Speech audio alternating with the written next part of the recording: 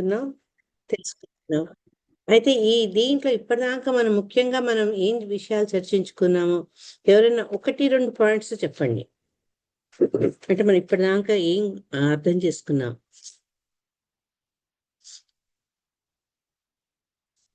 హరే కృష్ణ. హరే మాతాజీ, నేను విన్న 2 చెప్పండి ముక్కలు పద్మజ, చెప్పండి. చెప్తలే. అతను బాగా పృథు చక్రవర్తి బాగా వృద్ధుడైపోతారు. ఆయన అది గమనించేసి ఆయన ఇంకా వర్ణాశ్రమానికి వెళ్ళిపోవాలి అనేసి, వానప్రస్థ ఆశ్రమానికి వెళ్ళాలని బాధ్యతలన్నీ పుత్రుడికి అప్పచెప్పి వెళ్తారు. ఇంకా అక్కడికి వెళ్ళిన తర్వాత ఆయన మన తప అంటే దాని ఏమంటారు, యోగ సాధన ద్వారా అష్టాంగ యోగం కూడా ప్రాక్టీస్ చేస్తారు. దాంట్లో అట్లా భగవంతుని నిలుపుకోవటం అనేది జరుగుతుంది. అంతవరకు అర్థమైంది. హరే కృష్ణ. మాతాజీ హరే కృష్ణ.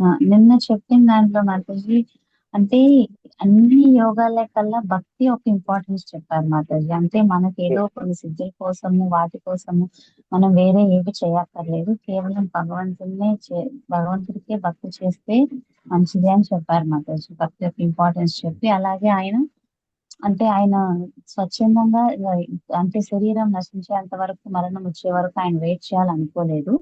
అంటే ఏ విధంగా అయితే మనకి పురుషోత్తమ గారు చెప్పారు, అలాగే ఆయన వెళ్ళిపోవాలనుకున్నారని ముక్తాసనం ద్వారా ఆయన యొక్క ప్రాణాన్ని వదిలేస్తారని చెప్పారు మాకు. హరే కృష్ణ. థ్యాంక్ యూ తండ్రి. ఎందుకు ఈ ముక్తాసనం తీసుకున్నారు? మళ్ళీ అది అష్టాంగ యోగ విధానం కదా. ఆయనకి ఎంత త్వరగా భగవంతుని చేరాలని ఉంది కాబట్టి ఆత్రత కొరకు, తర్వాత భక్తి మార్గం యొక్క విశిష్టత తెలిసి కూడా ప్రాసెస్ స్పీడప్ చేసేందుకు, ఎప్పుడో మృత్యు వస్తుందని ఎదురు చూడకుండా ఆయన త్వరగతిగా వెళ్ళి భగవంతుని సేవించాలన్న కోరికతో ఈ ముక్తాసనంలో ఉండి ఆయన నిన్న మనం చూపించుకున్నాం కదా, ఆ ప్రాణవాయువుని ఏ రకంగా కంట్రోల్ చేసి ఏ రకంగా పైకి బ్రహ్మస్థానానికి తీసుకెళ్లారు. దాని గురించి మనం డిస్కస్ చేసుకున్నాం. దీంట్లో ఒక చిన్న విషయాన్ని నేను చెప్దాం అనుకున్నా, నాకు తర్వాత గుర్తొచ్చింది.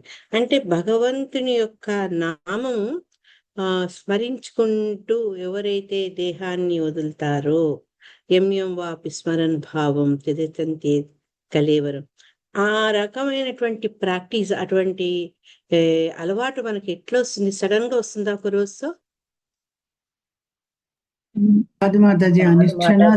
ప్రాక్టీస్ లో ఉంటేనే ఆ టైంకి ఆయన గుర్తొస్తారు. అందుకే కౌమరే ఆచరత్ ప్రాజ్ఞ అని ప్రహ్లాద మహారాజ్ చెప్తారు. మనకు ముందు నుంచి ప్రాక్టీస్ ఉండాలి. లేకపోతే మరణావస్థలో ఉన్న వాడికి భౌతికవాదులైతే వాళ్లకు ఎన్నో వాళ్ళు చేయాల్సిన పనులు మిగిలిపోయాయి. అయ్యో, నేను ఆస్తి పంచలేదు, లేకపోతే నేను వెళ్ళిపోతే నా భార్య ఏమైపోతుంది, నా పిల్లలు ఎలా చూసుకుంటా, ఇట్లా రకరకాలైన భావన నుండి అతనికి ఆ సమయంలో భగవంతుడు గుర్తుకు రాడు.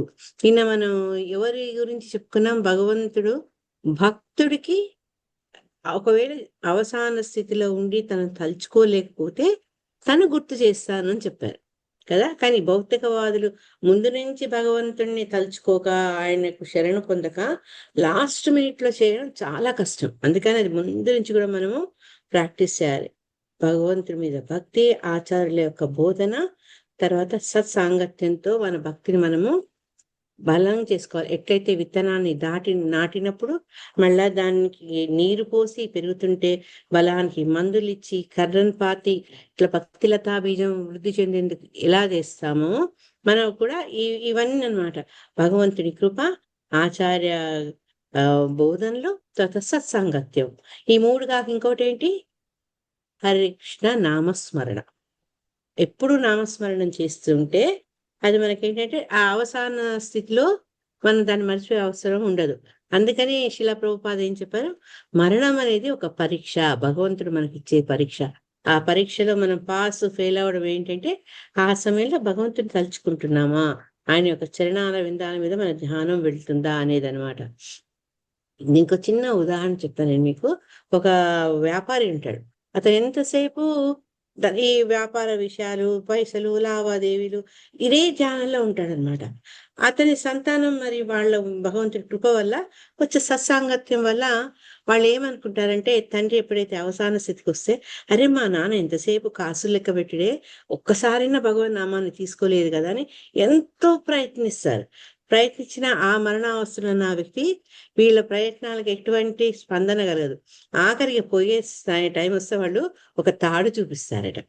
కనీసం దాని నార దేంతో తయారు చేసిండ్రు అంటే, నార అంటే కనీసం నారాయణ సగం పలికినా భగవంతుడి దయకు పాత్రుడవుతాడని.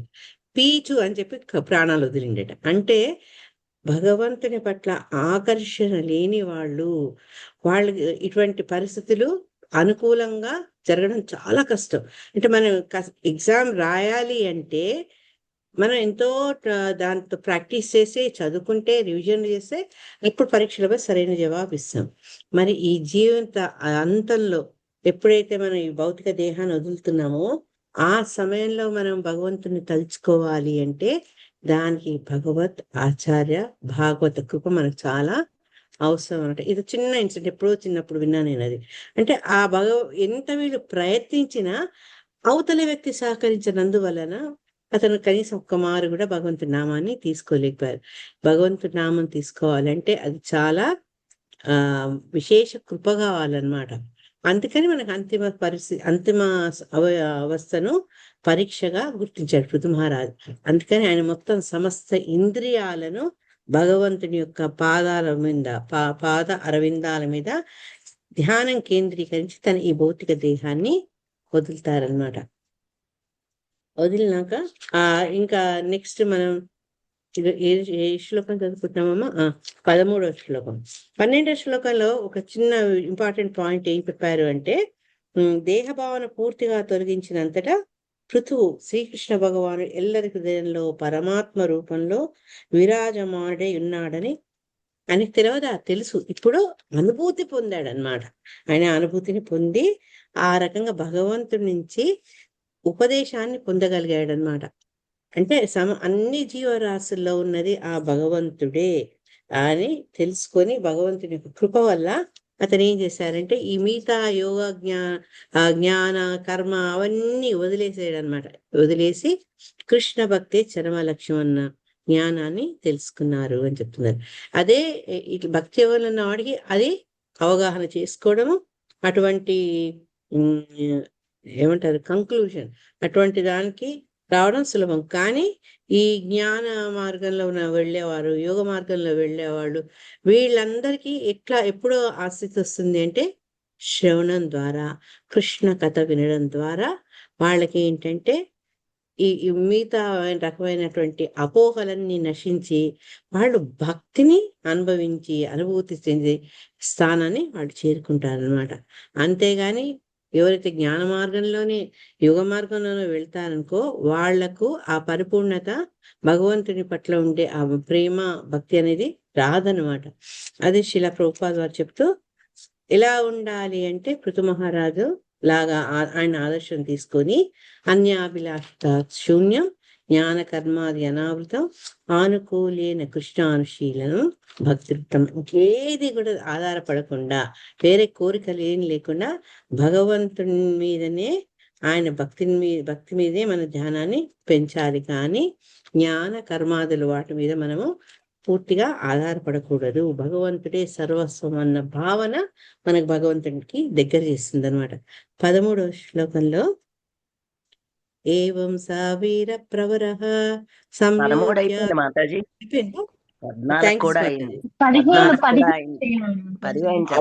ఓకే. అయితే మరి 13వ శ్లోకంలో ఏం మాట్లాడుకున్నాం మనం?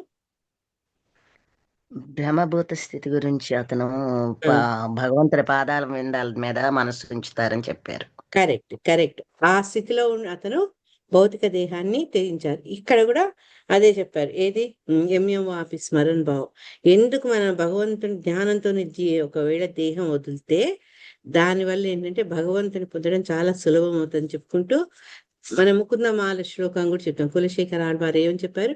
నేను ఆరోగ్యంగా ఉన్న స్థితిలో, నేను తలుచుకుంటున్న స్థితిలోనే నాకు మరణాన్ని. మనం అట్లా భగవంతుని అడగలేం. భక్తులైతే భగవంతుని శాసించవచ్చు. మనం సాధకులం కాబట్టి భగవంతుని ఏం కోరుకోవాలి అంటే ఫస్ట్ నా భక్తి సాధన సరిగ్గా అయ్యేటట్టు చెయ్యి. అది చేస్తూ ఉంటే ఏంటంటే ఆటోమేటిక్గా మనకు తెలియకుండానే నేను చెప్పుకున్నట్టు భగవంతుని తలుచుకునే స్థితికి మనం చేరుకుంటాం అనమాట. 14వ శ్లోకంలో మా ఇంతకుముందు రవిశేషమాత చెప్పినట్టు ఆ ఆసనం గురించి, ఆ ఆసనం ద్వారా ఆయన ఏ రకంగా ఆ ప్రాణవాయువును ఒక క్రమంలో ఆయన వదిలేసేశారు అనే విషయాన్ని చెప్తున్నారట. ఈ ముక్తాసనం గురించి అప్పుడు మనకు అనుకోవచ్చు ఇంతసేపు అతను బ్రహ్మభూత స్థితి గురించి మాట్లాడుతూ మళ్ళీ ఎందుకు ఇప్పుడు ఇక్కడ ఆసనం మీద ఆధారపడ్డారంటే, ఇంతకుముందు నేను బిగినింగ్లో చెప్పినట్టు త్వరతగతిన కృష్ణధామానికి వెళ్ళాలి, ఆయన్ని సేవ చేయాలి. కాబట్టి ఆయన ఏంటంటే మిగతా మార్గాలు ఏవి కూడా అనుసరించలేదు. అనుసరించక అన్ని యోగాలన్నీ వదిలేసి భక్తి యోగం తెలిసినప్పటికీ కూడా ఈ ముక్తాసనం ద్వారా త్వరగా తన దేహాన్ని ఆయన త్యజించి భగవద్ధామానికి తిరుగు ప్రయాణం సాధించారని చెప్తున్నారనమాట. అని చెప్పి లాస్ట్ శిలా ప్రభుపాద ఏం నొక్కి చెప్పారంటే, భగవద్ధామానికి వెళ్ళాలంటే బ్రహ్మభూత స్థితికి రావాలి. బ్రహ్మభూత స్థితి అంటే ఏంటి మాతాజీ? మనం చాలాసార్లు ఈ శ్లోకాలు చదువుకున్నాం. హరే కృష్ణ. ఎస్ మాతాజీలు, బ్రహ్మభూత స్థితి అంటే ఏంటి?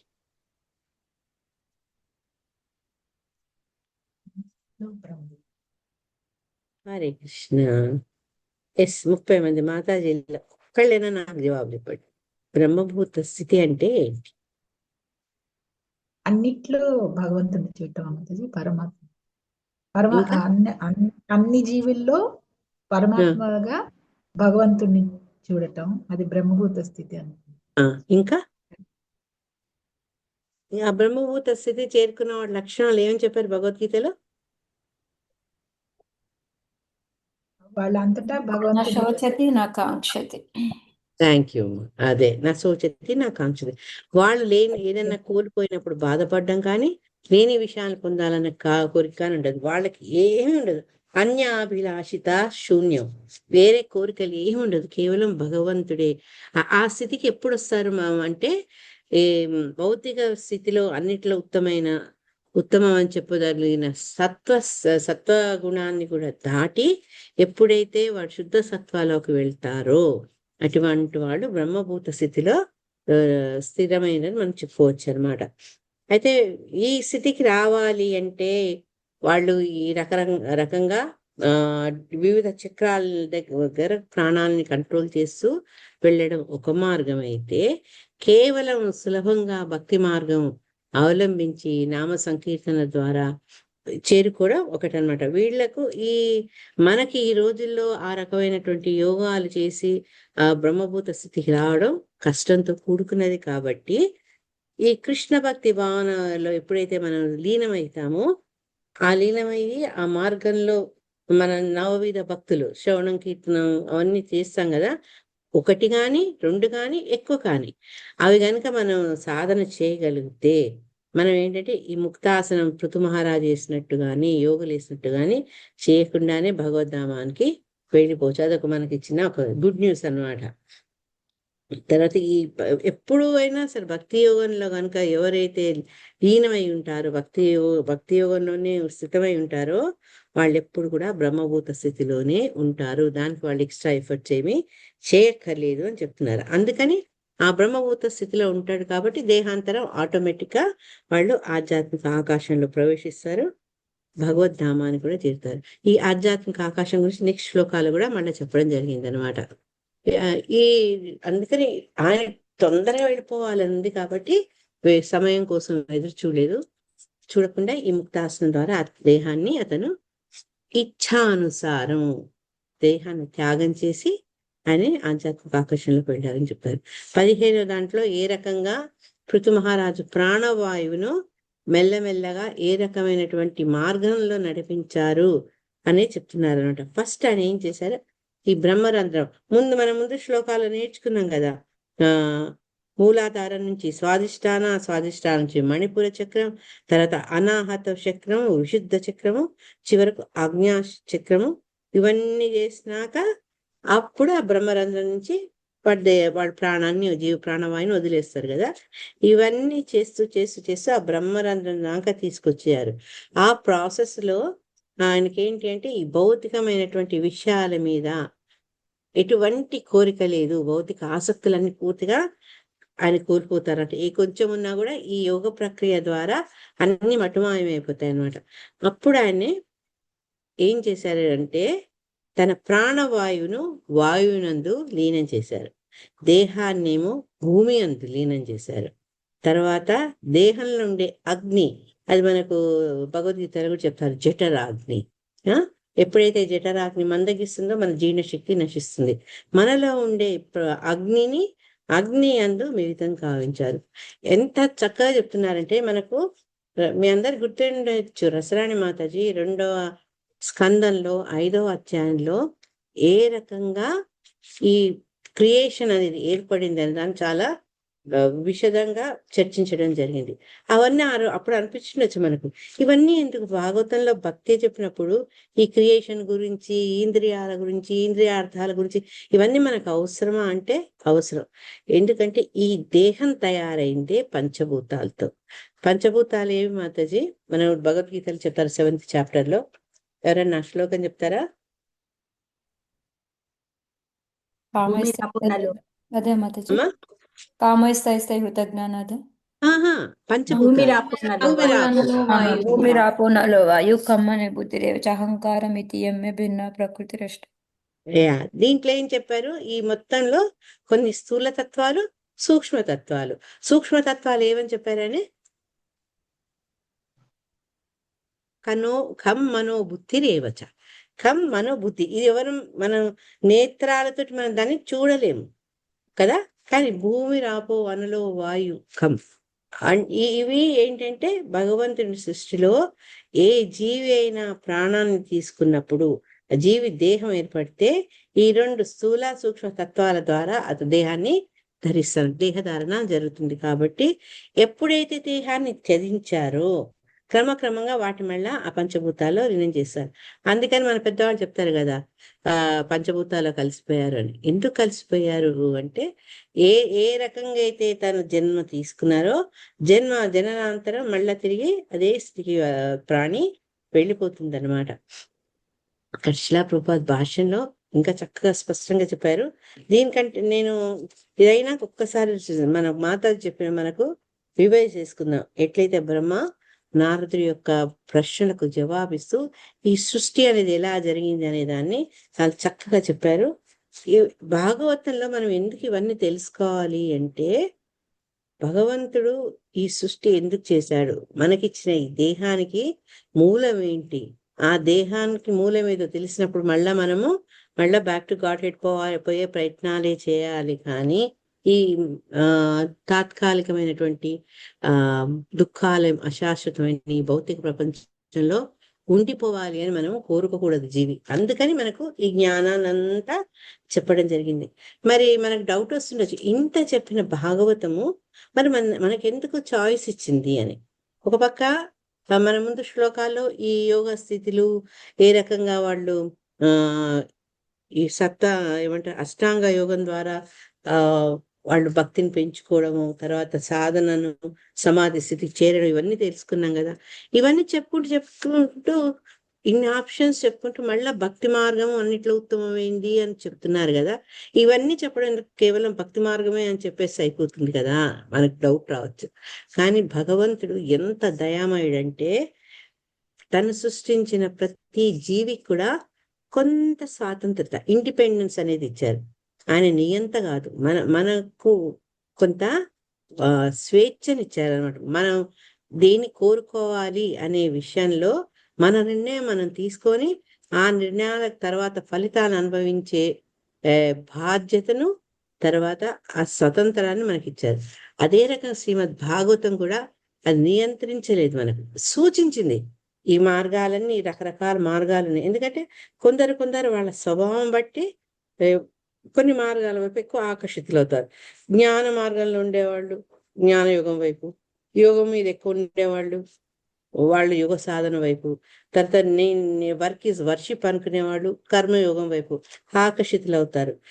ఇవన్నీ చెప్పుకుంటూ వీటన్నిటికంటే భక్తి యోగం ఉత్తమం అని చెప్పారు. భక్తి యోగం ఒకటే చేయండి, మీరు మిగతా చేయొద్దు అని శాసించలేదు, మనకు ఆప్షన్స్ ఇచ్చి అన్నిట్లో ఏది ఉత్తమమో ఆ ఉత్తమమైన భక్తి చేసినప్పుడు ఆటోమేటిక్గా మిగతా 3 ద్వారా పొందే ఫలితాన్ని మనం ప్రయత్నిస్తామే ఆ ఫలాలన్నీ కూడా చాలా సునాయాసంగా వస్తాయని చెప్పారు. ఈ రకంగా ఏంటంటే శ్రీమద్ భాగవతం మనకు అన్ని విషయాలు చెప్తున్నాయి.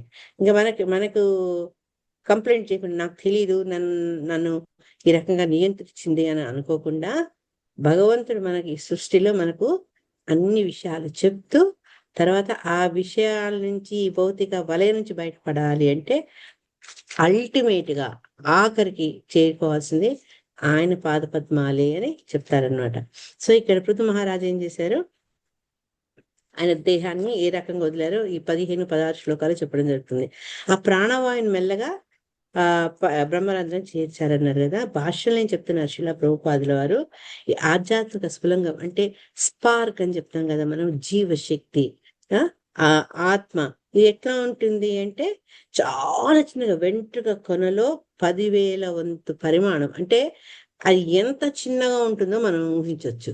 ఈవెన్ మైక్రోస్కోప్ తో కూడా మనం దాన్ని చూడలేము అనమాట. అటువంటి ఆ శక్తి ఎప్పుడైతే బలవంతంగా భౌతిక శక్తిలోకి భౌతిక ప్రపంచంలోకి నెట్టబడినప్పుడు, ఎందుకంటే యాక్చువల్గా దాని స్థానం భగవంతుడితో ఉండడం కదా, కానీ కొన్ని పరిస్థితుల కారణంగా అది ఈ భౌతికత్వంలోకి నెట్టబడుతుంది. దానికి ఏంటి కారణం అని చెప్పారు. మనం ఇదొకటి చాలాసార్లు చెప్తున్నాం. కపిల భగవానుడు కూడా చెప్తాడు, మన కర్మలు కర్మణా దైవ నేత్రేణ, మనం చేసినటువంటి కర్మలు మనని ఈ భౌతిక ప్రపంచంలో నుంచి బయటికి తీస్తాయా లేకుంటే ఈ భౌతిక ప్రపంచంలోనే మనల్ని ఉంచేస్తాయా అనే విషయం ఆధారపడి ఉంటుంది అనమాట. ఎప్పుడైతే ఇది భౌతిక అస్తిత్వంలో బలంగా నెట్టబడతామో అప్పుడు అది స్థూల సూక్ష్మ తత్వాలు, మనం ఏవైతే భూమి రాపోనలో వాయువు నేర్చుకున్నామో 7th chapter లో, ఈ భౌతిక దేహం భూమి, జలము, అగ్ని, వాయువు, ఆకాశము, వీటితోటి ఇవేంటి స్థూల తత్వాలు, వీటితో కప్పబడి ఉంటుంది. తర్వాత సూక్ష్మం ఏంటంటే మళ్ళీ మనం చెప్పుకున్నట్టు మనసు, బుద్ధి, అహంకారం, వీటి ద్వారా ఈ జీవి యొక్క తయారీ జరుగుతున్నట్టు స్థూల సూక్ష్మ శక్తులు తత్వాల యొక్క కలయికతోటి ఒక జీవి తయారవుతుంది అనమాట.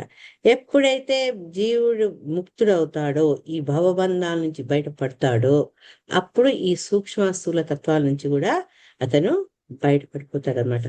బయటపడి ఏదైతే ఈ జీవి చుట్టూ ఉంటుందో ఆ భౌతిక ఆవరణను దాటుకుని ఆధ్యాత్మిక ఆవరణలోకి చేరుతాడు. ఇదనమాట మన జీవితాన్ని మనం ముగించుకున్నప్పుడు మనం చేసే స్థితి, మనకు వచ్చే స్థితి ఏంటంటే అదనమాట. అయితే ఈ ఆధ్యాత్మిక అస్తిత్వంలోకి వెళ్ళాలి అంటే అది మనం చేసే సాధన మీద అది ఆధారపడి ఉంటుంది. లేకపోతే పునరపి మరణం పునరపి జననం, ఈ భౌతికత్వంలోనే మనం తిరుగుతూ ఉంటాం. కొన్నిసార్లు నిమ్న యోనుల్లో కూడా వెళ్ళొచ్చు, కొన్నిసార్లు నిమ్న యోనిలో ఉన్న జీవులు ఆ కర్మానుసారం అవి ఉత్తమ గతిని కూడా పొందొచ్చు అనమాట. ఈ నిర్వాణ స్థితి గురించి బుద్ధుడు చెప్పారు. బుద్ధుడు ఆయన ఆత్మ గురించి ఎక్కువ చర్చించినప్పటికీ చేయాల్సినవి ఎటువంటి ఉపదేశాలు ఇచ్చారో అవి గనక మనం ఆచరిస్తే, ఆయన ఆత్మ గురించి చెప్పకపోయినప్పటికీ కూడా మనం మెల్లగా ఈ భౌతికత్వం నుంచి విడపడొచ్చు అని శిలా ప్రభుపాద వారు సూచించాడు. ఎందుకంటే బుద్ధుడు అంటే ఇంకెవరో కాదు, భగవంతుని యొక్క ఒక విస్తరణ. కాబట్టి ఆయన ఏం చెప్పారంటే డైరెక్ట్ గా ఆత్మ గురించి మాట్లాడకున్నా ఏ రకంగా మన దేహాన్ని నుంచి మనము ఈ భౌతిక ఆవరణ నుంచి బయటికి వెళ్ళొచ్చు అనే విషయాన్ని ఆయన చెప్పారు. కాబట్టి అది మనం పాటించవచ్చు అన్నారు. అయితే జీవుడట ఎప్పుడైతే ఈ భౌతిక ఆచ్ఛాదనలు అంటే సూక్ష్మ స్థూల తత్వాలు ఇవన్నీ వదిలేసినప్పుడు అప్పుడు ఏముంటారంటే ఈ ఆచ్ఛాదనలన్నీ పోతే అశుద్ధమైనటువంటి ఆత్మస్వరూపుడుగా ఉంటాడు అనమాట జీవి. ఇన్ని రోజులు అతనికి కవరింగ్స్ రెండు కవరింగ్ అయి ఉండే సూక్ష్మ స్థూల తత్వాలు, అవి లేనందుకు ఇప్పుడు అతను ఆత్మస్వరూపంగా ఉంటే, అటువంటి ఆత్మస్వరూపం ఏంటంటే ఆధ్యాత్మిక ఆకాశంలో లీనమవుతుంది. లీనమైనప్పుడు బ్రహ్మ తేజస్సులో లీనమవుతుంది అని చెప్తున్నారు. అయితే ఎవరికైతే ఆధ్యాత్మిక ప్రపంచం గురించి సరైన అవగాహన లేదో, ఈ వైకుంఠ లోకాల గురించి వెళ్ళాలి అన్న కోరిక లేదు, దానికి తెలీదు, వాళ్ళందరూ ఏంటంటే మళ్ళా ఈ భౌతిక ప్రపంచంలోకే వస్తారు. ఎంతో మంది లక్షల కోట్ల మంది ఉన్నారు.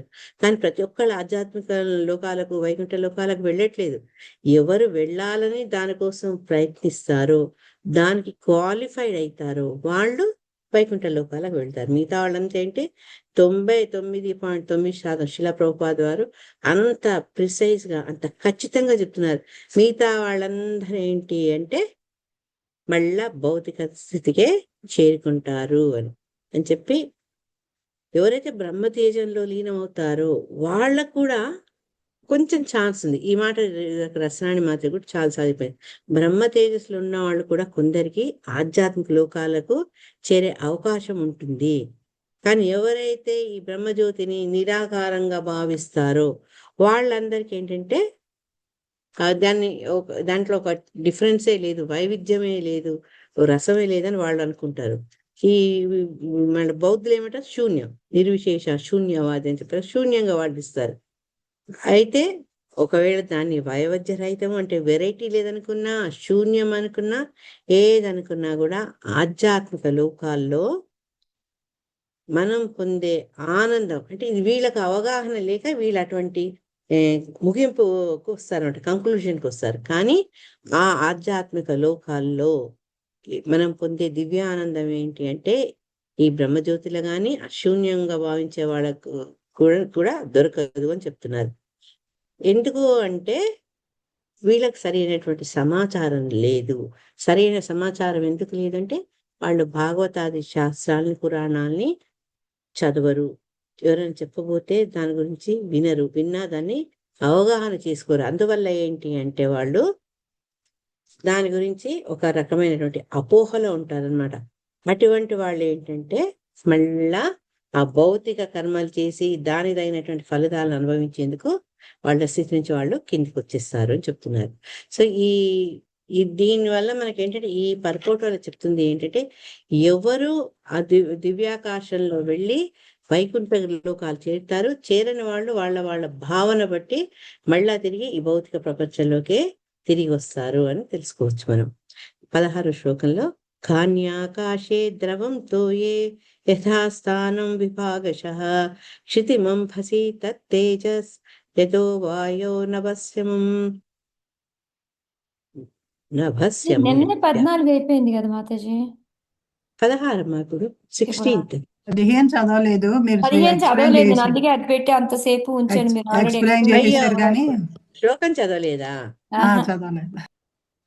ఏంటో తొందర, నాకు కూడా పృథ్వీమహారాజులాగా తొందర వెనుకబడిపోయాను. హరే కృష్ణ. ఓకే. ఉస్తర్పయం స్తుతం మూర్ధ్ని క్రమేణావేశ నిస్పృహ వాయుం వాయోక్షితో కాయం తేజస్య యూయుజత్. ఇది 15వ శ్లోకం. దీంట్లో ఏం చెప్పారంటే ఆ విధంగా పృథు మహారాజు ప్రాణవాయువును మెల్లమెల్లగా బ్రహ్మరంధ్రం చేర్చి ఆ పైన భౌతిక అస్తిత్వ వాంఛని కోల్పోయాను. పిదప అతడు క్రమంగా ప్రాణవాయువును వాయువునందు, దేహమును భూమి యందు, దేహమునందలి అగ్ని యందు మిళితం కావించను. ఇంతే కాదు కదా, ఇంకా ఉంది కదా భౌతిక దేహంలో. అందుకని మిగతా ఏం చేశారు అనేది ఈ శ్లోకంలో చెప్తున్నారు. 16వ శ్లోకంలో చదవండి మాతాజీ ఎవరైనా. హరే కృష్ణ మాతాజీ. హరే కృష్ణ. కాన్యాకాశే ద్రవంతో ఏ యథాస్థానం విభాగశః క్షితిమంభసి తత్తేజస్య.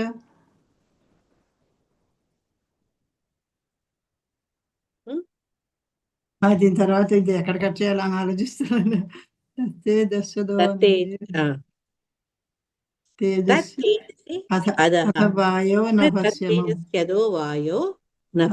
క్షితిమంభసి తత్తేజస్యదో వాయో నభస్యమం. ఈ రీతిని పృథు మహారాజు ఆయా దేహాంగముల స్థితులను అనుసరించి ఇంద్రియములను ఆకాశములోను, రక్తాదుల వంటి శరీర ద్రవములను జలములోను మిళితం చేసెను. అతడు భూమిని జలముతోనూ, జలమును అగ్నితోనూ, అగ్నిని వాయువుతోనూ, వాయువును ఆకాశముతోనూ లీనము గావించెను. హరే కృష్ణ. Thank you Mataji. హరే కృష్ణ. గౌరంగ దర్శన్ ప్రభు మన ఈ భాగవత దీంట్లో చక్కటి పాయింట్ చెప్పారు. ఈ 13వ శ్లోకం అంటే మనం పృథు మహారాజు దేహాన్ని ఏ రకంగా వదిలేశాడో చదువుకుంటున్నాం కదా. ఇప్పుడు ఇంకా ఆ శ్లోక పరంపరలో ఉన్నాము. ఏం చెప్పారంటే పృథు మహారాజు ఆయన్ని ఒక శుద్ధ భక్తుడు, అంతేగాక భగవంతుని యొక్క శక్త్యావేశం, ఆయనకుండే మనం ఇప్పుడే చదువుకున్నాం కదా, ఏది స్థూల స్థితుల నుంచి ఆయన బయటపడ్డారని. నిజానికి అతనికి అవేమీ లేవు అనమాట. ఆయనకు ఈ సూక్ష్మ దేహం కానీ స్థూల దేహం కానీ లేదు. అంతేగాక పృథు మహారాజుకు ఉన్నటువంటి గొప్ప వినయాదులతో ఆయన ఏంటంటే తనను శక్తి ఆవేశ అవతారంగా కానీ ఒక భక్తుడు కానీ ఆయన భావించలేదన్నమాట. అందుకనే ఆయన యోగ స్థితిలో ఉండి తర్వాత తన యొక్క ఈ దేహాన్ని, భౌతిక దేహాన్ని ఆ రకంగా నశింపజేసుకున్నారు. అసలైతే ఆయనకు ఆయన యొక్క శారీరక స్థితి అటువంటిది కాదు అన్న విషయాన్ని గౌరంగ దర్శన ప్రభు చెప్తున్నారు అనమాట. తర్వాత ఇంకా ఏంటంటే ఇది ఎందుకు ఈ రకంగా చెప్పారు, ఈ యోగ విధానం ద్వారా దేహాన్ని త్యజించారనే దాన్ని ఏంటంటే ఈ భౌతికవాదుల యొక్క భావనలకు తగినట్టుగా, అంటే భౌతిక భావనలో ఏంటంటే దేహాన్ని వదలడము, దేహాన్ని తీసుకోవడం అనేది ఉంటుంది. వాళ్ళకి అదే రకమైన ఆలోచన ఉంటుంది. కాబట్టి వాళ్లకు అర్థమయ్యేందుకు ఈ క్రమంలో చెప్పాల్సి వచ్చిందనమాట. అంతేకాక భగవంతుని యొక్క అనేక రూపాల్లో భగవంతుడు ఈవెన్ రామచంద్రుడు వచ్చినప్పుడు ఆయన దేహాన్ని త్యజించడం మనం ఎక్కడ వినలేదు కదా. అదే రకంగా ధ్రువుడి గురించి మనం ఈ 4వ స్కందం నేర్చుకున్నప్పుడు ఆ సమయం వచ్చినప్పుడు ఎప్పుడైతే వాళ్ళ విష్ణుదూతలు వస్తారో మృత్యువు మీద కాలు పెట్టి ఆయన వెళ్ళిపోయారు అని చెప్పారు. అంతేగాని అక్కడ అతను దేహాన్ని విడిచారన్న ప్రస్తావన వాళ్ళకి చేయలేదన్నమాట. ఎందుకంటే వాళ్ళ దేహాలు ఆధ్యాత్మిక దేహాలు, వాళ్ళు మనలాగా సూక్ష్మ స్థూల శరీరాలు కలిగిన వాళ్ళు కాదు, దాన్ని అధిగమించిన స్థితి వాళ్ళది అని ఇక్కడ మనకు వాళ్ళ యొక్క స్థితిగతుల గురించి ప్రభు మనకు క్లియర్ గా చెప్పారనమాట. అది మీతో షేర్ చేసుకుందామని. ఎనీవేస్ 16వ శ్లోకంలో పృథు మహారాజు దేహాంగముల స్థితిని అనుసరించి ఇంద్రియాల్ని ఆకాశంలో, రక్తాదుల వంటి శరీర ద్రవముల్ని జలములో మిళితం చేశారు. ఆయన అంటే మన లాస్ట్ దాంట్లో చదువుకున్నట్టు దాని కంటిన్యూషన్. ఆయన అగ్నిలో మిళితం చేయడము అవన్నీ చదువుకున్నాం కదా, వాయువులో మిళితం చేయడం. ఇక్కడ ఏం చెప్తున్నారు అంటే ఈ జలం లోపల, తర్వాత ఆకాశంలో ఏ రకంగా మిళితం చేశారు, తర్వాత భూమిని జలముతోనూ, జలమును అగ్నితోనూ, అగ్నిని వాయువుతోనూ, వాయువును ఆకాశంలోనూ లీనం కావించారు. ఇదేంటంటే అబ్సల్యూట్ గా అప్పుడు ఏర్పడిన పరిస్థితికి ఆపోజిట్ డైరెక్షన్ లో వెళ్తున్నారు అనమాట. మనం అప్పుడు ఎప్పుడైతే సృష్టి స్థితి జరిగిందో అప్పుడు ఏంటంటే ఫస్ట్ ఆకాశం నుంచి వాయువు, వాయువు నుంచి అగ్ని, అగ్ని నుంచి జలము, జలము నుంచి భూమి ఏర్పడ్డాయి అని చదువుకున్నాం. ఇప్పుడు ఏంటంటే ఆయన తన దేహాన్ని త్యజించినప్పుడు తన యొక్క శరీరాన్ని, తన అంగాల్ని ఎట్లా మళ్ళా ఈ రకంగా వాటిలో విలీనం చేశారనేది ఈ 16 శ్లోకాలు. 17 కూడా అదే. ఈ మొత్తం 13 నుంచి 18 శ్లోకాల దాకా పృథు మహారాజు తన దేహాన్ని ఏ రకంగా, భౌతిక శరీరాన్ని ఏ విధంగా త్యజించారనే విషయాన్ని డీల్ చేస్తుంది అనమాట. ఈ శ్లోకంలో యథాస్థానం విభాగశః ఎక్కడంటే ఫస్ట్ లైన్ లో ఆఖరి పదం ధాన్యాకాశే ద్రవంతోయే యథాస్థానం విభాగశః అన్నారనమాట. అంటే ఈ మనం ఇది ఇంతకుముందు చెప్పినట్టు 2nd canto 5th chapter ఏ రకంగా అయితే సృష్టి జరిగింది అనేది బ్రహ్మ నారదుడికి వివరించారో అప్పుడు ఆయన ఏం చేశారు, ఇంద్రియాలు సృష్టించబడ్డం, ఇంద్రియాలకు ఒక్కొక్క కంట్రోలర్ని, నియామకుడు ఉండడము, తర్వాత ఇంద్రియార్థాలు ఎట్లా ఏర్పడ్డాయి, తర్వాత భౌతిక తత్వాలు ఏ రకంగా ఏర్పడ్డాయి అనే విషయాన్ని అని బ్రహ్మదేవుడు నారదుడికి వివరించాడు. అది ఇక్కడ మనకు తెలుస్తుంది అనమాట. ముందు మనం అనుకున్నట్టు ఆకాశం నుంచి వాయువు, వాయువు నుంచి అగ్ని, అగ్ని నుంచి జలము, జలం నుంచి భూమి ఏ విధంగా సృష్టించబడ్డాయి అనేది బ్రహ్మ నారదుడికి చెప్పారనమాట. ఈ రకంగా మనకు సృష్టి గురించి ఎందుకు తెలుసుకోవాలి అంటే ఇప్పుడు పృథు మహారాజు యొక్క జీవితాన్ని, దేహాన్ని వదిలినప్పుడు ఏ రకంగా ఆయన దేహాల్లో వివిధ భాగాన్ని వివిధ చోటుకి విలీనం చేశారనే అవగాహన రావాలంటే ముందు అసలు ఎట్లా ఏర్పడ్డాయి అనేది కూడా తెలియాలన్నమాట మనకు. ఈ దేహం కూడా అంటే మనం ఈ భౌతిక జీవితంలో మనకు వచ్చే దేహం కూడా భగవంతుడిని అనుసరించే తయారు చేయబడింది. భగవంతుడు ఏ రకమైనటువంటి దేహాన్ని వారి వారి కర్మల బట్టి, వారి వారి కోరికలు బట్టి ఆ దేహాన్ని ఇచ్చారు కాబట్టి ఇదంతా కూడా భగవంతుని ఇష్టానుసారంగా భగవంతుని పద్ధతి ద్వారా తయారు చేయబడింది. భగవంతుడు ఏం చేశాడంటే ఈ విషయంలో అనేక జగత్తులు ఆయన సృష్టించారనమాట. అదే రకంగా ఎట్లయితే భగవంతుడు ఈ ఆ విశ్వంలో అనేక జగత్తులు సృష్టించాడో, తల్లి గర్భంలో ఉన్నప్పుడు శిశువు కూడా ఏం చేస్తుందట అంటే ఈ స్థూల అంశాలను తీసుకొని ఆకాశము, వాయువు, అగ్ని, జలము, భూమి అనే అంశాలు గ్రహిస్తే సూక్ష్మదేహాన్ని కూడా పొందుతుంది. అంటే తల్లి గర్భంలో ఉన్నప్పుడు గర్భస్థ శిశువు ఇవన్నిటిని కూడా తీసుకుంటుంది అనమాట. అందుకని మనకి భాగవతం ఇచ్చే జ్ఞానం వల్ల మనం సృష్టి విధానం తెలియాలి. సృష్టి అనేది ఎలా జరిగింది, మానవ సృష్టి ఎలా జరిగింది, ఇవన్నీ తెలుసుకొని ఈ క్రియేషన్ అనేది ఒక చీప్ యాక్టివిటీ అని అనుకోకూడదు అనమాట. అది దాని గురించి సరైన అవగాహన లేకుండా ఉండే భౌతిక కల్మషత్వం అంటే ఇంప్యూరిటీస్ మన నుంచి తొలగిపోవాలి. ఆ స్థితి నుంచి మనం దాటాలి. కాబట్టి యథాస్థానం విభాగశ అనే పదాల్లో మనకు చెప్తున్నాయి అన్నమాట. యథాస్థానం అంటే యుక్తమగు స్థితి అనుసరించి, విభాగశ అవి విభజించిన విధంగా. మనం ఇక్కడ చూసాం కదా ఎట్లయితే పృథు మహారాజు ఒక్కొక్క దాన్ని ఒక్కొక్క దాంట్లో ఏ రకంగా విలీనం చేశారు. దాన్ని బట్టి మనము దాని గురించి ఒక స్పష్టమైన అవగాహన కలిగి ఉండాలి. ఇంద్రియేషు మనస్తాని తన్మాత్రేషు యతోద్భవం భూతాది నామోన్యుత్కృష్య మహత్యాత్మని సంధదే. హరే కృష్ణ. చదవండి. చదవండి. ఇంద్రియేషు మనస్తాని తన్మాత్రేషు యథోద్భవం భూతాది నామున్యుత్కృష్య మహాత్యాత్మని సంధదే. అతడు మనస్సును ఇంద్రియములతోనూ ఇంద్రియములను ఇంద్రియార్థములతోనూ వాటి స్థానములను అనుసరించి లీనం కావించను. అహంకారమును అతడు మహాతత్వమున విలీనం కావించను. హరే కృష్ణ. అవరోహణం, ఆరోహణం. ఆరోహణం అంటే ఏంటి, అవరోహణం అంటే ఏంటి? ప్రణామ్స్ మాతాజీ. చెప్పండి. ఆరోహణం అంటేనేమో తక్కువ నుంచి ఎక్కువ మాతాజీ, అవరోహణం అంటేనేమో ఎక్కువ నుంచి తక్కువ. ఓకే, అందరు అంగీకరిస్తారా? దానికి ఇంకెవరైనా వేరు భిన్నంగా చెప్తారా? అవరోహణం అంటే ఎక్కువ నుంచి తక్కువ మాతాజీ. అదే మాట చెప్పారు.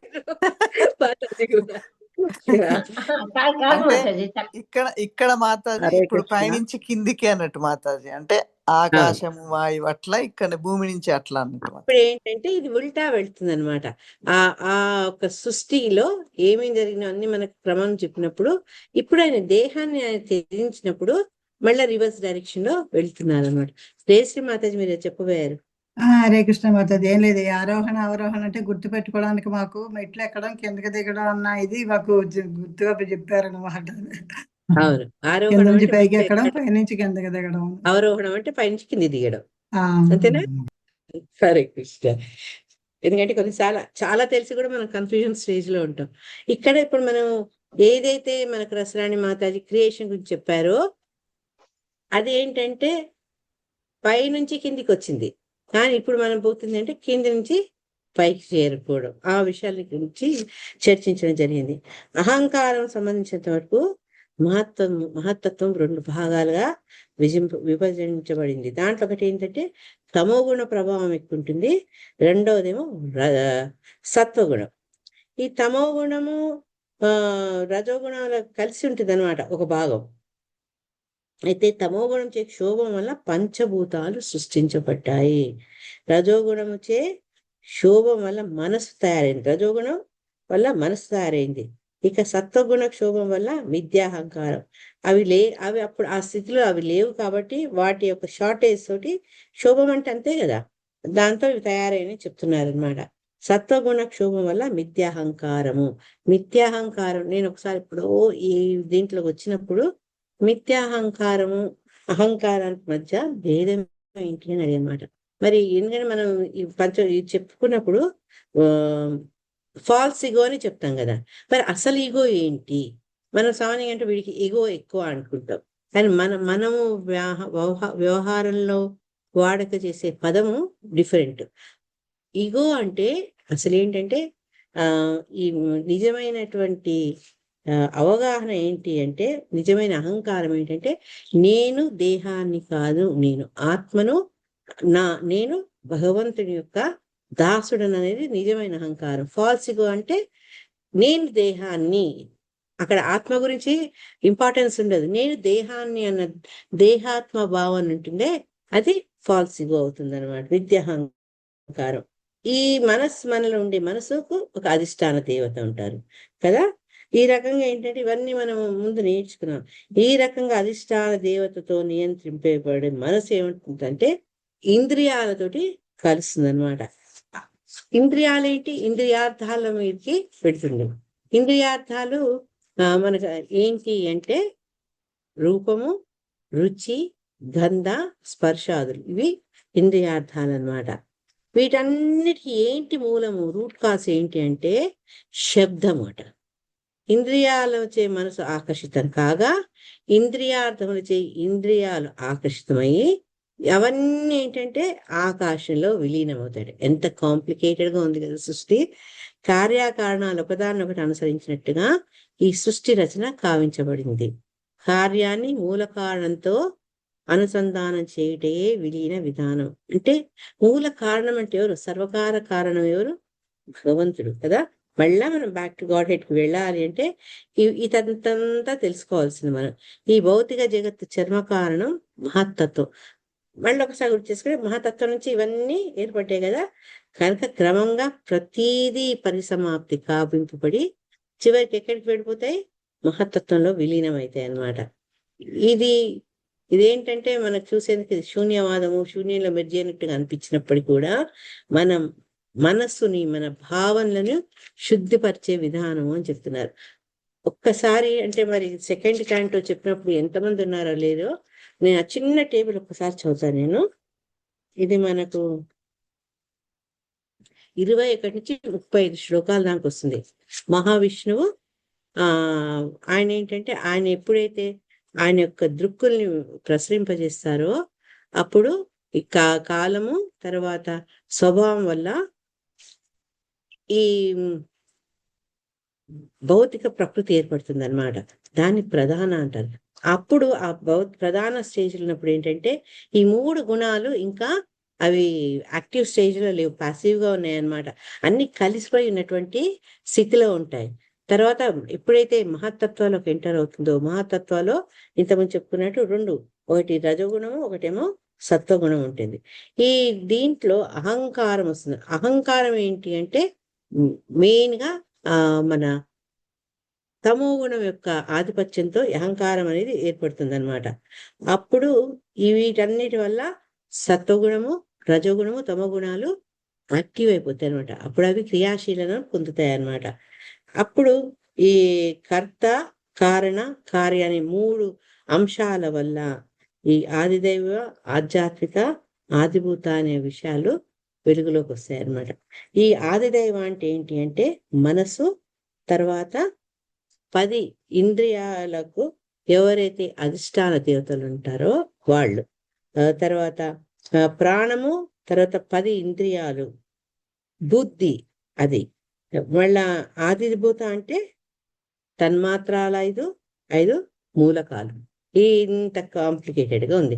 అక్కడి నుంచి కిందికి వస్తే మరి ఈ 10 సెన్స్లు అధిష్టాన దేవతలు ఎవరు? ఆ ఇంద్రియాలకు అంటే చెవులకు దిగ్దేవతలు, కళ్ళకు సూర్యుడు, శరీరానికి గుర్తున్నాయి ఎవరికన్నా?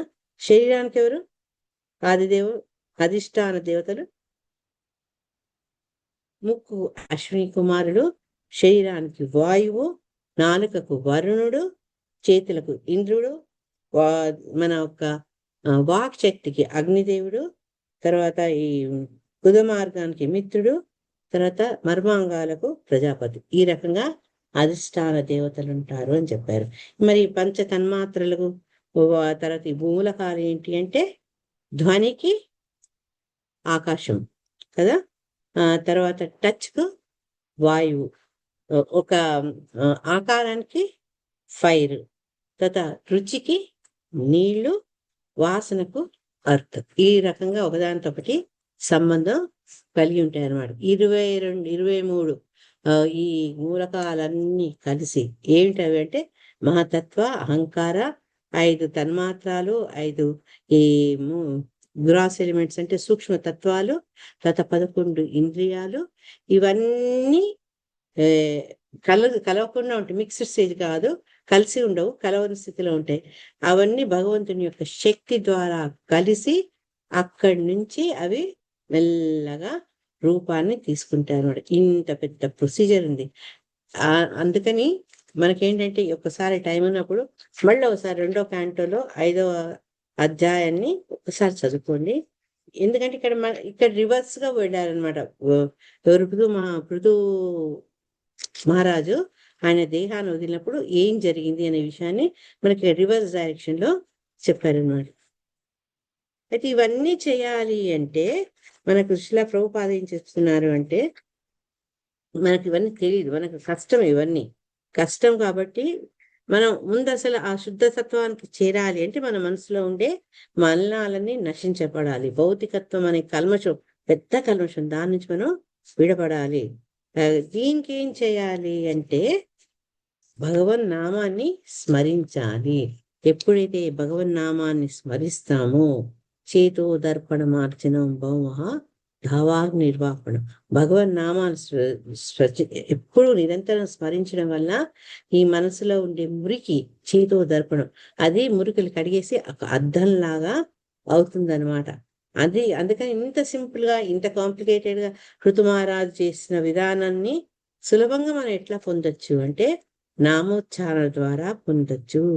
అందుకే శ్రీల ప్రభుపాద అంటున్నారు, సంకీర్తన విధానం చే భౌతిక కల్మషం అంతయు ఎప్పుడైతే తొలగపడుతుందో అప్పుడు మనకి ఏంటంటే కోరికలు, ఇంద్రియపరమైన కోరికలు, భౌతికపరమైన కోరికలు, ఏదో ఫలాన్ని ఆశించి మనం కర్మ చేయాలనే కోరికలు అవన్నీ నశించి అప్పుడు ఏంటంటే మన మనసు ప్రశాంతంగా అవుతుంది. కాబట్టి ఇంత మనకు వివరించినప్పటికీ శిలా ప్రభుపాద కంక్లూజన్లు ఏం చెప్పారంటే ఈ ప్రస్తుత కాలమాన పరిస్థితుల్లో మనం ఆ రకంగా యోగ విద్యలో నైపుణ్యత లేకున్నప్పటికీ కూడా చైతన్య మహాప్రభు అతి కరుణతో మనకు చెప్పినటువంటి ఈ నామోచ్చారణ మహామంత్రాన్ని కనుక ఉచ్చరిస్తే మనము తొందరగా ఈ భౌతిక కల్మషాల నుంచి బయటపడతాము అని చెప్తున్నారు అనమాట.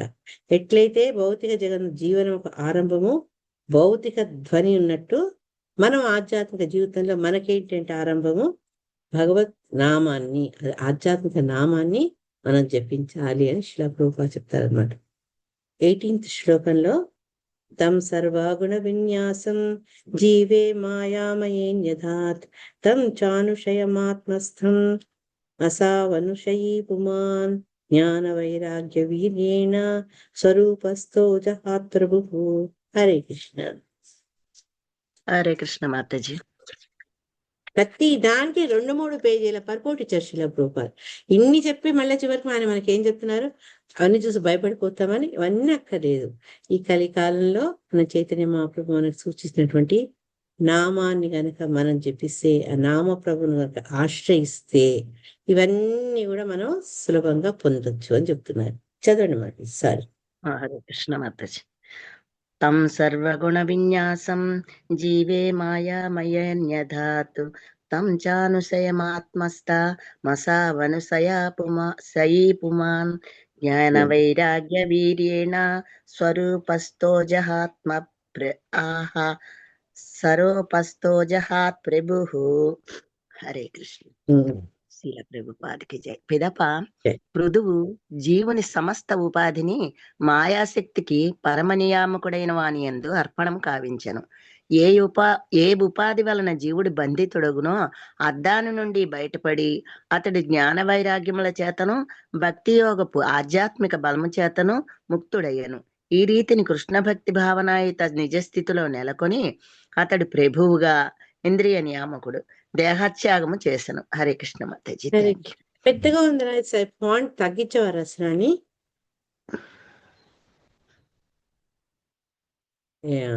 ఎందుకంటే పూర్తి రావట్లేదా? ఓకే. ఇక్కడ ఏం చెప్తున్నారు అంటే ఏ రకంగా ఆయనే తన అన్ని ఉపాధుల్ని త్యజించి ఏ రకంగా భగవంతుడికి అర్పణం చేశారు అన్న విషయాన్ని చూపిస్తున్నారు. ఎందుకు ఆ ఉపాధుల గురించి ప్రస్తావించిందంటే, ఉపాధి అనేది ఏంటంటే మన జీవుని బంధిస్తుంది. అందుకని సర్వోపాధి వినిర్ముక్తం తత్పరత్వేన నిర్మలం ఋషికేశ సేవనం భక్తియుక్తం. ఈ ఉపాధులు అంటే ఏంటి అంటే ఇంగ్లీష్ లో డిజిగ్నేషన్స్ అంటారు. నేను స్త్రీని, నేను పురుషుడిని, నేను ధనవంతుడిని, నేను పేదవాడిని, నేను చదువుకున్నవాడిని, నేను చదువుకో ఈ రకంగా మన ఒక భౌతిక అర్హతల్ని మనకు ఒక అస్తిత్వాన్ని చెప్పుకుంటామే, అది ఉపాధి అన్నమాట. ఇవన్నీ ఏంటంటే మనల్ని బంధిస్తాయి. నేను నాది, నేను గొప్ప, ఈ భావనలను ఎందుకు వస్తాయంటే ఉపాధి అవస్థలో మనం ఉంటాం కాబట్టి. అందుకని దాని నుంచి బయటపడేటువంటి పృథు మహారాజు యొక్క స్థితి ఏంటనేది ఇక్కడ చెప్తున్నారు అనమాట. ఆయన ఇట్లా ఏం చేశారు, ఆయనే జ్ఞాన వైరాగ్యాల చేతను భక్తి యోగం వల్ల పొందినటువంటి ఆధ్యాత్మిక బలం చేతను అతను ముక్తుడయ్యాడు. అంటే ఉపాధులను ఆయన ఎట్లా జయించగలిగాడంటే జ్ఞాన వైరాగ్యాలు, భక్తి ద్వారా ఉంటే ఆధ్యాత్మిక బలం, వీటి వల్ల ఉపాధుల నుంచి అతను విముక్తి చెందారనమాట. ఈ రకంగా కృష్ణ భక్తి భావనాయుత నిజ స్థితిలో ఎప్పుడైతే కృష్ణ భగవానుడే సర్వము, ఆయనే మన నియామకుడు, ఆయనే పాలకుడు, ఆయన్ని సేవించాలి అన్న భావన, భక్తి భావన ఎప్పుడైతే వస్తుందో అది మన యొక్క నిజ స్థితి అని అనేక సార్లు చెప్పుకున్నాం. జీవేర నిత్య స్వరూపే కృష్ణేర, కరెక్ట్ చెప్తున్నానా? భగవంతుడికి నిత్యదాసుని అని తెలుసుకోవడమే అది మన నిజస్థితి. ఆ నిజస్థితిని తెలుసుకున్నాడు కాబట్టి ఇక్కడ వీళ్ళు ఇంకొక టైటిల్ ఏమి ఇచ్చారంటే పృథు మహారాజుకి ప్రభువుగా అని చెప్పారనమాట. అతను ఇంద్రియాల మీద అతనికి సరి అయినటువంటి సంయమనం, ఇంద్రియాలని ఏమంటారు అధీనంలో తీసుకునే శక్తి అతనికి ఉంది కాబట్టి అతను దేహత్యాగం చేశాడు అని చెప్తున్నారు అనమాట. అయితే భగవంతుడే ఈ మొత్తం ఈ భౌతిక శక్తిని సృష్టించిన వాడు, ఆ విషయం మనకు తెలుసు. తర్వాత ఆయన యొక్క అనేక లీలల వల్లనే ఆయన పరమ పురుషుడు అని అందరూ భక్తులు, గొప్ప గొప్ప ముక్త పురుషులందరూ ఆయన్ని కీర్తిస్తుంటారనమాట.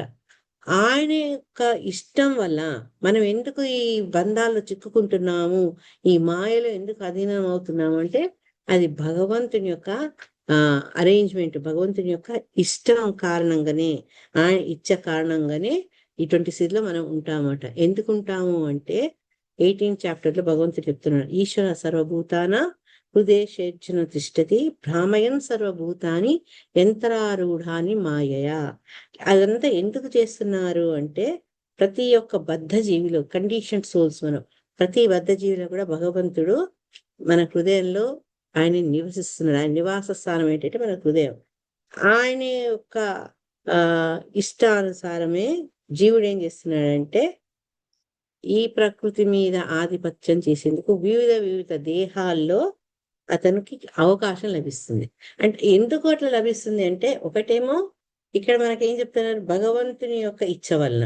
భగవంతుని ఇచ్చే కాక ఒక జీవికి తను ఆనందించాలను, తన ఆధిపత్యం చెలాయించాలో అన్న కోరిక ఉండడం వల్లే దానికి ఆ కోరిక తీర్చుకునే అవకాశాన్ని భగవంతుడు ఇస్తున్నాడు అనమాట. ఎందుకంటే ఆయన మన మనసులో నివసిస్తున్నారు, మన ఆలోచనలు అన్నీ ఆయనకు తెలుసు. కాబట్టి మన ఇచ్చను తీర్చుకునేందుకు తగిన అవకాశాన్ని ఒక ప్రియమైన తండ్రి పిల్లల యొక్క కోరికలు తీర్చేందుకు ఏ రకంగా వాళ్లకు తగినటువంటి పరిస్థితులు కల్పిస్తాడో ఆ రకంగా భగవంతుడు వీళ్ళకి ఈ దేహాన్ని ఇచ్చి ఆ దేహాన్ని నడుపుకునే శక్తిని వాళ్ళు ఇస్తున్నారు అనమాట. అందుకే యంత్రారూఢాన్ని మాయ అన్నారు. ఇక్కడ జీవుడు భగవంతుడు ఇద్దరు కూడా భౌతిక శక్తిలో నిల్చున్నప్పటికీ ఇక్కడ ఏంటంటే వేరు దేహాలను వసికే స్థితి భగవంతుడికి ఉంది. మన యొక్క గతి విధానాన్ని భగవంతుడే నిర్దేశిస్తుంటాడు. ఆయన నిర్దేశించబట్టే ఒక జీవి, ఒక ఆత్మ అనేక యోనుల్లో ప్రయాణం చేస్తూ ఉంటుంది అనమాట. ఎందుకు ఇట్లా వివిధ యోనుల్లో ఎందుకు ప్రయాణం చేస్తుంది అంటే కామ్య కర్మ ఫలాలకు కారణంగానే వివిధ పరిస్థితుల్లో అది బందీ అయి ఉంటుంది అనమాట. దానివల్లనే ఈ దేహం నుంచి, దేహ భావం నుంచి బయటపడకుండా మన యొక్క కోరికల వల్ల అనుభవించాలన్న ఆశ వల్లనే మనకు భగవంతుడి అవకాశాన్ని ఇస్తున్నాడు అనమాట. కానీ మరి ఆశ ఎప్పుడు తగ్గిపోవాలి అంటే, ఎప్పుడైతే ఆధ్యాత్మిక చింతన ద్వారా ఆధ్యాత్మిక జీవనం వల్ల మనం బలం తెచ్చుకున్నాం అనుకోండి, ఆ జ్ఞానం వచ్చినప్పుడు భౌతిక కోరికల మీద ఆసక్తి మెల్లగా తగ్గిపోతుంది అనమాట. అప్పుడు ఈ పృథు మహారాజు లాగా ఈ భౌతిక కోరికలన్నిటినీ త్యాగం చేసినప్పటికీ పృథు మహారాజు ఎంతో ఆధ్యాత్మిక శక్తివంతుడైనప్పుడు ఏం చేశాడంటే, తన ఇంద్రియాలకు తన ప్రభు. సామాన్యంగా మనం ఏంటి, వాళ్ళు గోస్వాములు అంటే ఇంద్రియాలని జయించిన వాళ్ళు, మనం గోదాసులం, మన ఇంద్రియాలకు మనము బానిసలుగా అవుతాం కదా. ఇక్కడ పృథు మహారాజు ఆధ్యాత్మిక బలం వల్ల ఇంద్రియాలని జయించి భౌతిక కోరికల్ని త్యజించి ఆయన ప్రభు అయ్యారు అని చెప్తున్నారు అనమాట. అంటే అతని మీద ఎటువంటి మాయా ప్రభావం, నియంత్రణ అనేది లేదు.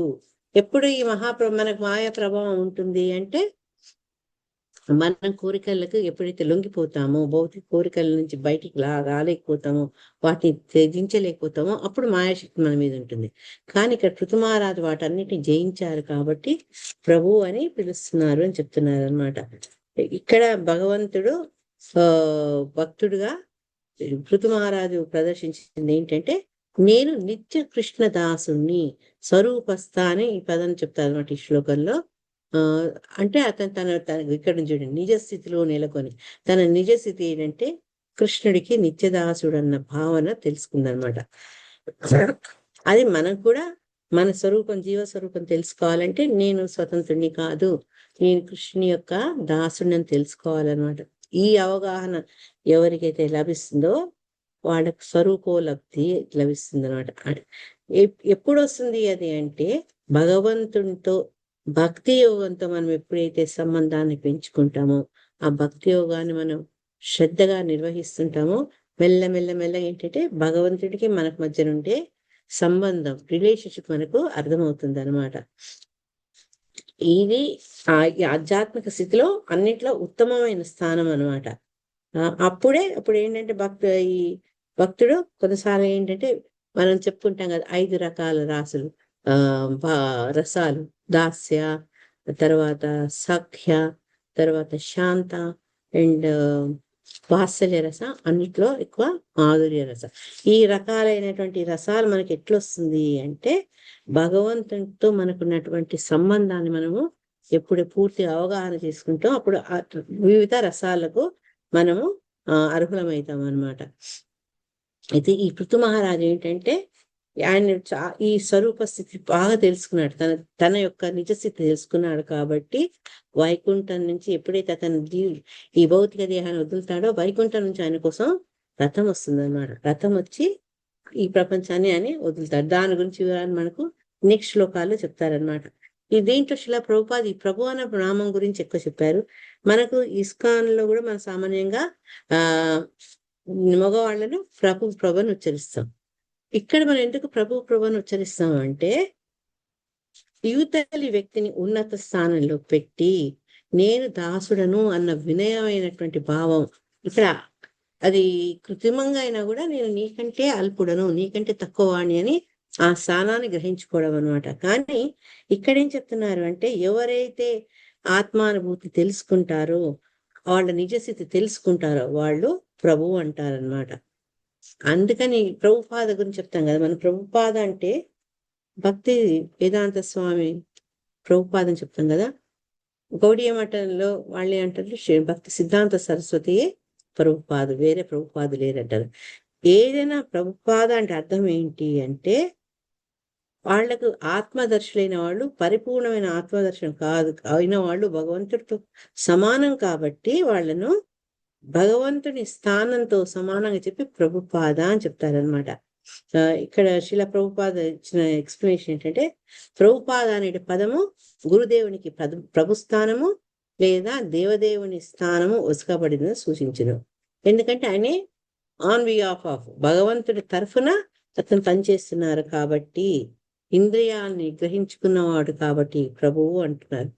ఎప్పుడైతే ఒక వ్యక్తి గురువుగా ఉండాలి అంటే, అతను ఫస్ట్ చేయాల్సిన పని ఏంటంటే ఇంద్రియాలని నిగ్రహించుకోవాలి. ఇదే విషయాన్ని మనకు భక్తి, దాన్ని ఏమంటారు, నెక్టర్ ఆఫ్ ఇన్స్ట్రక్షన్, ఉపదేశామృతాలు చెప్తారనమాట. దాంట్లో ఏం చెప్పారంటే వాచో వేగం, మనస క్రోధ వేగం, జిహ్వా వేగం, ఉదరోపస్థ వేగం, ఏతాన్ వేగాన్యో విషహేత ధీర సర్వామపి మాన్ పృథివీం చ శిక్షాత్.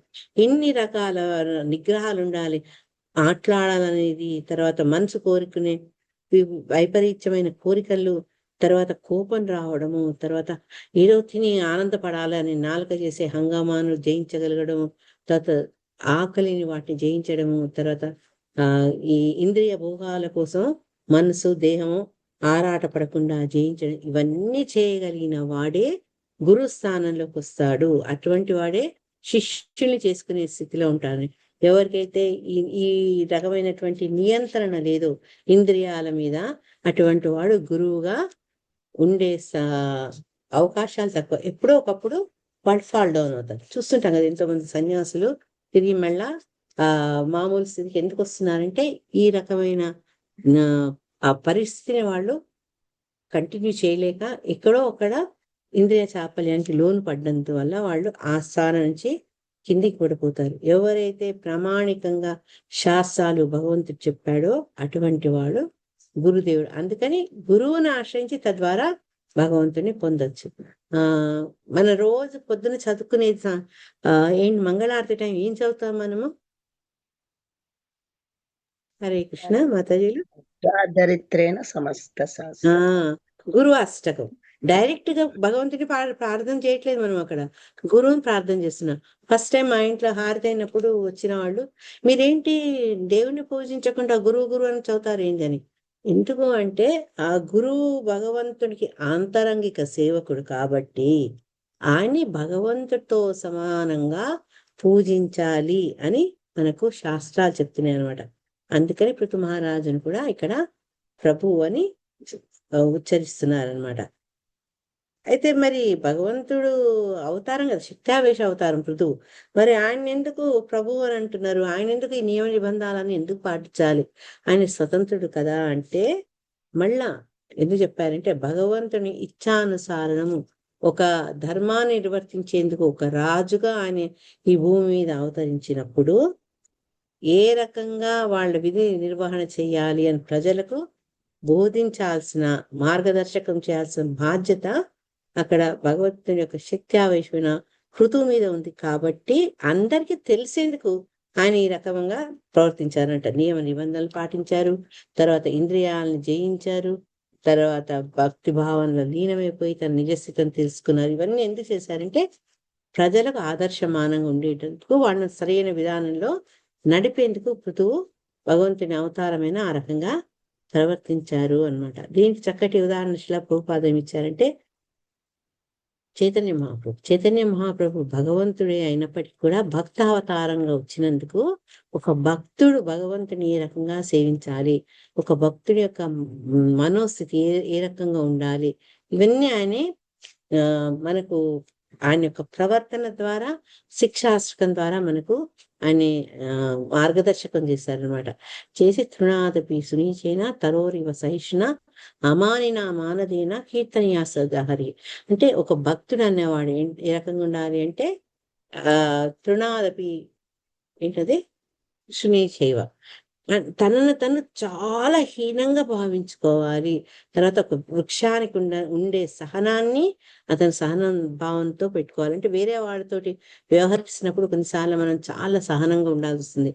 మనం విసుక్కొని కోపించుకొని వాళ్ళ మీద కొంచెం రూడ్గా ప్రవర్తిస్తే నువ్వు ఒక భక్తుడిని నువ్వు తయారు చేయలేవు. అటువంటి లక్షణాలు ఒక భక్తుడికి ఉండాలని చెప్పి తృణాదపి సునీచేవ తరోరివ సహిష్ణ అమానినా మానదేనా. నాకు హరే కృష్ణ చెప్పలేదు, నాకు నమస్కారం పెట్టలేదు, నేను పెద్దదాని ఏజ్ లో, నేను చాలా సీనియర్ని, ఆ భావనలన్నీ పక్క పెట్టాలి. వాడు మనల్ని అవమానించినా మన గౌరవించిన రెండు కూడా మన దేహానికి చెందింది కాదు అన్న భావనలు ఉండి అప్పుడు కీర్తనీయ సదాహరి, ఎప్పుడు భగవంతుడి నామాన్నే స్మరించాలి. అంటే ఇవన్నీ మనం ప్రాక్టీస్ చేస్తే భగవన్నామ స్మరణ సులభం అవుతుంది. మిగతా ఈ ఉపాధులన్నీ ఉంటే అప్పుడు మనకు భగవన్నామ స్మరణ నిన్న తన మాతాజీ అన్నట్టు ఆ శుద్ధ నామం మనకు రాదనమాట. వాడు నాకు గౌరవం లేదు, వీడు నన్ను అవమానించాడు, చూసుకుంటా వాడి పని. అటువంటి భావన నుండి మనం చాంటింగ్ చేస్తున్నా కూడా దాంట్లో ఆ శుద్ధమైనటువంటి ఆ భావన లేనందువల్ల మనది ఏమంటారు ఆ చాంటింగ్ స్వచ్ఛంగా కాదనమాట. తర్వాత లాస్ట్ ఇంకేం చెప్పారంటే ఎప్పుడైతే జీవుడు మాయా కలాపాలన్నిటినీ త్యజించి భక్తి యోగాన్ని నిర్వహించే స్థితికి వస్తే అప్పుడు అతనికి ఈ మోక్షం అనేది వస్తుంది. ఎందుకంటే అది నిజమైన స్వరూపం కాబట్టి, భగవంతుని సేవించడమే మన నిజస్థితి కాబట్టి ఆ స్థితికి మనం వస్తే, ఆ స్థితి ఎప్పుడు వస్తుంది మనకు? ఈ మాయ యొక్క కార్యకలాపాలన్నీ త్యజించి మాయా యొక్క ప్రభావం నుంచి బయటపడితే భక్తి యోగాన్ని మనం ఎప్పుడైతే ప్రాక్టీస్ చేస్తామో స్థిరంగా, అప్పుడు మనము ఈ స్వరూపస్థ అంటే మన సంపూర్ణమైన మోక్షం మనకు లభిస్తుంది అని శిలా ప్రభుపాద చెప్పారు. సో ఈ శ్లోకాల్లో మనకు బాగా చెప్పింది ఏంటంటే భగవంతునితో భక్తుని యొక్క సంబంధం ఎలా ఉండాలి, తర్వాత ఋతు మహారాజు శక్తి ఆవేశ అవతారమైనప్పటికీ ఆయన ఎందుకు అలా ప్రవర్తించారు, తర్వాత ఎప్పుడైతే అతని ఇచ్ఛానుసారం మరణాన్ని కోరుకున్నప్పుడు ఆయన యొక్క వివిధ స్థితిని ఏ రకంగా మళ్ళా ఆ వాయువుతో, జలంతో, ఆకాశంతో వీటన్నిటితో విలీనం చేశారు. తర్వాత ఎప్పుడైతే ఈ దేవతని ఆయన తీసుకునేందుకు రథం వస్తే ఆ వైకుంఠవాసం నుంచి ఆయన ఆ రథ అవరోహణం చేసి ఈ ప్రపంచం, భౌతిక ప్రపంచంతో తనకున్న సంబంధాలన్నీ ఆయన కట్ చేసుకుంటారు. దాని గురించి డీటెయిల్స్ నెక్స్ట్ శ్లోకాలు చెప్తారని కూడా శిలా ప్రభుపాద మనకి చెప్పారు. హరే కృష్ణ. ఈరోజు టైం అయిపోయింది. రేపు మీకు కొన్ని ఇంట్రెస్టింగ్ అవి నారద భక్తి సూత్రాల నుంచి మనకు కోట్ చేశారు కదా శిలా ప్రభుపాదుల వారు. ఏ విషయంలో కోట్ చేశారు?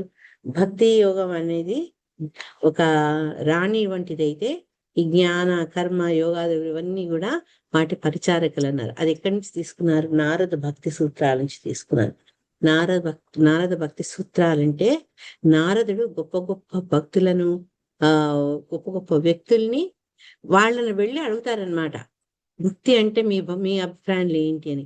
అట్లా వివిధ గొప్ప వ్యక్తులు చెప్పినవన్నిటిని ఒక ఎట్లయితే సూత్రే మణిగణ ఇవ్వన్నట్టు ఆ మణిగణాలన్నిటినీ ఒక సూత్రం ద్వారా పోగు చేసినట్టు ఈయన కూడా అన్ని రకాల భక్తి నిర్వచనాల్ని పొందుపరుస్తారన్నట్టు. అందుకే ఇది నారద భక్తి సూత్రాలు అని చెప్తారు.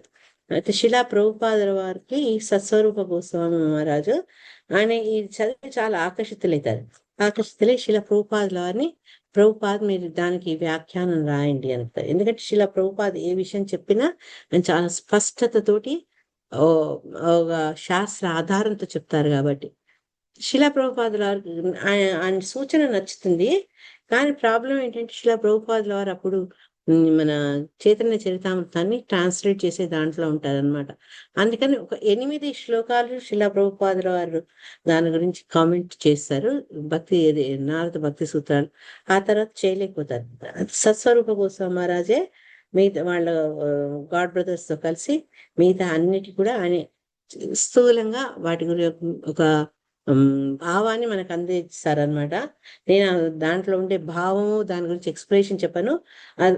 అవి ఏవైతే ఫార్ములాస్ ఉంటాయి భక్తి పట్ల, వివిధ గొప్ప గొప్ప భక్తులు చెప్పిన డెఫినేషన్స్ మనం కొన్ని చదువుదాం. ఎందుకంటే ఈ చాప్టర్ లో భక్తి యొక్క ప్రాధాన్యత మిగతా మార్గాల కంటే ఎందుకు ఉత్తమమైందో అని చెప్పారు కాబట్టి ఆ సందర్భంలో రేపు కొన్ని సూత్రాలు చదువుతా మన బెనిఫిట్ కోసం. హరే కృష్ణ.